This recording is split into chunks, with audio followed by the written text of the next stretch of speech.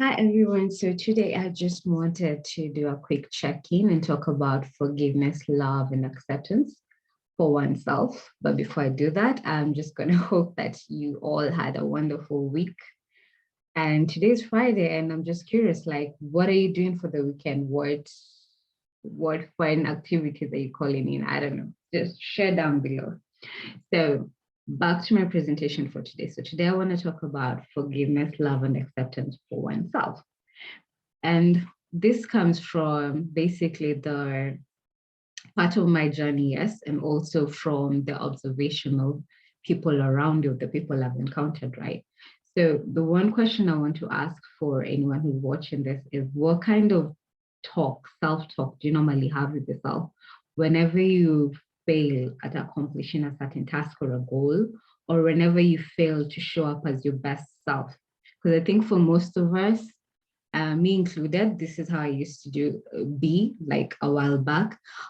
We normally tend to go into negative self-talk, right? We'll tend to tell ourselves like we're such failures and just have so much hate for ourselves, or even talk about how ugly we are or how stupid we are.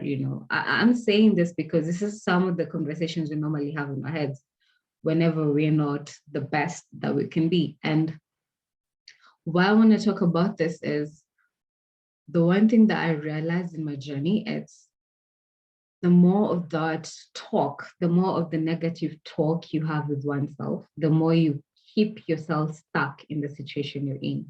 So assuming you probably had a certain resolution at the beginning of the year, like for example, you wanted to exercise or you wanted to start a new diet, or I don't know, just name it, right?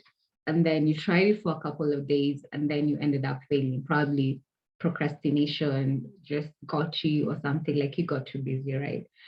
So the negative self-talk in this case will be, oh my God, I'm such a failure. I can never accomplish anything. I'm not good enough to do this exercise, or I'm not good enough to stick to a diet, right?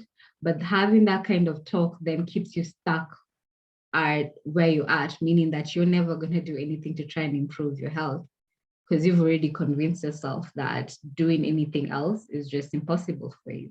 So that's one of the ways that negative self-talk keeps you stuck. And another way is just you always convincing yourself that you're not enough and you're not perfect just as you are, which I think a lot of people suffer from. Most of it comes from just comparing yourself to probably the people around you, or maybe the people you see on TV or even on social media, that if I don't look like them, if I don't maintain a certain standard of beauty or success, then I'm not enough as I am, which again is not true because you're perfect just as you are. It doesn't matter how you look, it doesn't matter how you dress, it doesn't matter how you talk. You're perfect just as you are. I always tell this to my client, like, can you imagine a world where everyone was just like you? Like, how boring will that kind of world be? Like, it will be so ridiculous, right?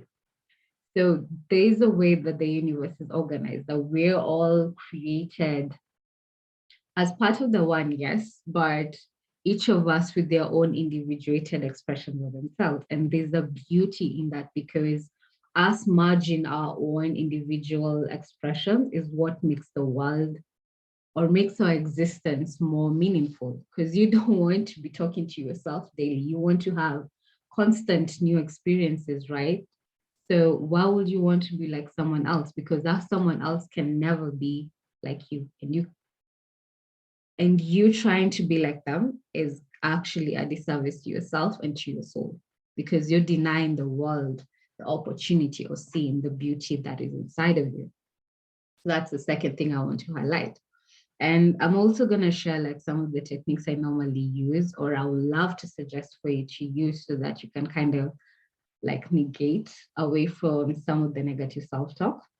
So one of them is just how you can change the negative self-talk whenever you fail is change how you talk to yourself, right?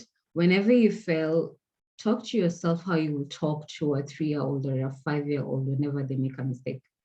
I highly doubt that there's any sane person who will immediately go into telling a kid how stupid or how dumb they are or what a failure they are whenever they made a mistake. We don't do that with kids.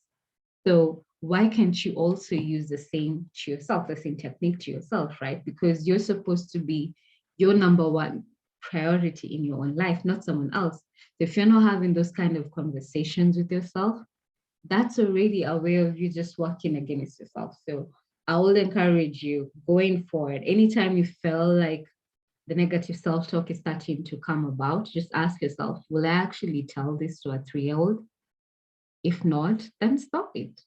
Talk to yourself the way you will talk to your 3-year-old, to a 3-year-old kid, right? Send love and compassion to yourself and send forgiveness. That's the other thing the second technique I want to tell you today is just have forgiveness and compassion and self-love for yourself. It means if it's just taking 2 or 3 minutes in a day and just closing your eyes in a form of meditation and just imagining yourself sending so much love to yourself, even visualizing yourself like hugging yourself, right? And just saying, I love you. That is actually a very powerful technique that you can start using today, right? And it's really helped me a lot, especially in forgiving the past mistakes, because I think a lot of us also get stuck in so many mistakes we made in the past, which determines how we show up right now, which is so crazy because the past is the past and the only moment that matters is now. So, right, second technique is sending love, forgiveness, and compassion to yourself whenever you fail. The third thing is eliminating this shows or even the social media accounts that we follow that don't serve our highest good, right? If you're constantly watching a show or something and you're finding yourself comparing yourself to the people you see, right? And just hating yourself because you don't probably look as good or you don't show up as good as they do, I think this is some of the things that you need to eliminate for all. Just try it out, like maybe for even a week, right? Don't expose yourself to those kind of shows, right? Because out of sight, out of mind, if you believe in that, right? And just see how your mindset starts changing. Because, right, you start feeding yourself with positive images that serve your highest good going forward, which means a lot of the things in the environment also have to change, the things you're mostly paying attention to. If you're constantly paying attention to things that are always reminding you how you're not good enough, right? Why would you want to still continue having those things in your environment if you want to improve yourself? So just eliminate them for a week and see what happens. And chances are you're probably going to continue with the elimination. I'm doing that right now because I find that a lot of what we see on TV and a lot of what we see on music videos and all that have conditioned us to believe that the world works a certain way, which is not true because you're the creator of your own world. And it doesn't matter what the other people are doing because their path and your path are different. Their success and your kind of success are different. That kind of wants and that kind of needs are not the same as yours. So don't do a disservice to yourself by constantly bringing those kind of things into your environment. If they're not serving your best good, just get rid of them and see what happens after that. And the fourth thing I want to share with you, a new technique that you can try is ask yourself, are the things that I'm worried about right now going to matter in a year or 2 years from now? Right? Because you might be so worried about maybe you fumble your words in a presentation today or something. Just giving an example. Ask yourself, hell, even a month from now, are people actually going to remember that you messed something up?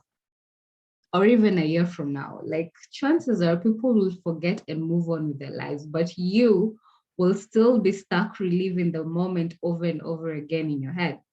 So if it's something that's not going to matter in a couple of months' time, let it go. It's not serving you. It's really that simple. Like if it will not matter, stop torturing yourself by constantly reminding yourself of how you failed. Let it go. It's really simple. And the only person who can do that again is you. Um, no one is going to do that kind of work for you. So I just need to stress that.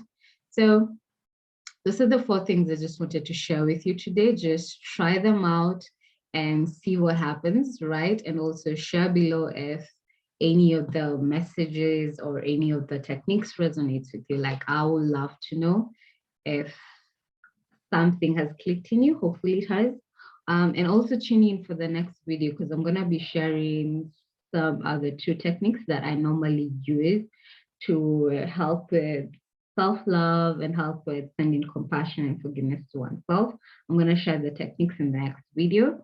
So hope you like the message, like and share the message with someone who needs to hear this today. And just know, like, and I don't know who I'm telling this message to, but I just feel called to do it. You're enough. You're perfect just as you are. There's nothing wrong with you. Just believe in yourself and, keep on moving. Don't stay stuck. Learn, grow from your mistakes. I always preach that. So thank you for tuning in, and I wish you a lovely weekend as we go. Do something productive, hopefully. And yeah, bye for now. Love and blessings.